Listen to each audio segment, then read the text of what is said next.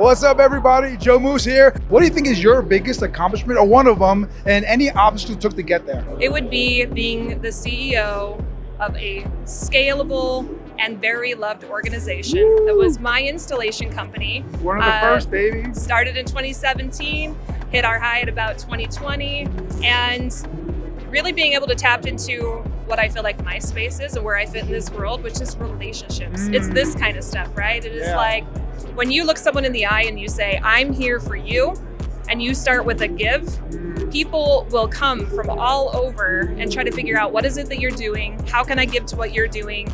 It always comes back, right? Realizing that it wasn't just me on the doors. A lot of times, as sales leaders or sales people, before we become leaders, we can sometimes be selfish with the information that we have, and we don't realize that everything that we have in our brains, if we were able to transfer that out to every other rep in the industry, like what type of impact could they make? So I just started passing on everything I know to my teammates, team members, watched everything scale, and held people massively accountable, and we grew. So now in Australia, at least, that issue of having to wait 2 weeks pretty much, even if you have an inbound lead to install, doesn't exist anymore. So we did that, and that was 2016 or 17, I can't remember, but we were the first ones to ever do that. That was a big one for virtual in Australia. Batman became Batman because somebody killed his parents. He wanted to make sure it didn't happen again. I got into Legion because I got burned by a marketer. Ooh, yeah. And I wanted to make sure that never happened again, right? I was a rep, it was cold, I was knocking doors.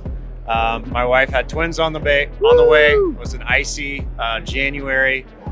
And at a moment of weakness, I hired a marketer and it didn't work out. I got 3 whole leads. And so took that into learning, how to do marketing myself, how to learn lead gen, the art of marketing and copywriting. Turned out it was something I enjoyed. I knew the ins and outs of solar because I had sold solar.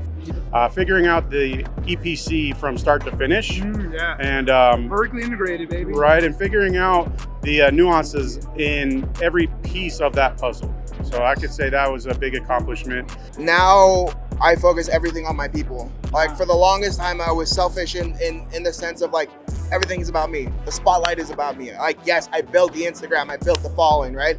But it's like I did that for me, right? And I could do that, but I built that upon the people who followed and respected me. Stop building walls around your house and just build a bigger table. Like help other people get to the top with you. Like they say that it's lonely at the top, but it's only lonely because you didn't bring anybody with you. Figuring solar out, Right. like I came on and nobody showed me anything. I had videos to watch. I plugged in the videos. I watched them. I didn't have like a mentor. I didn't even know how a solar panel worked. Really? Didn't know red lines. Didn't How know many any of years that. ago? 2020. Wow. So that was in That's 2020. so insane. I realized the opportunity. I sold alarms, so I'm already good at door to door.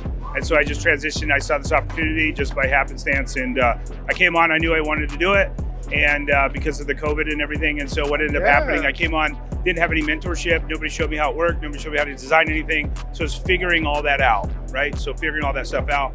And so now it's 3.5 years later. I've got over 1,100 accounts under me, and so obviously I figured it out really well.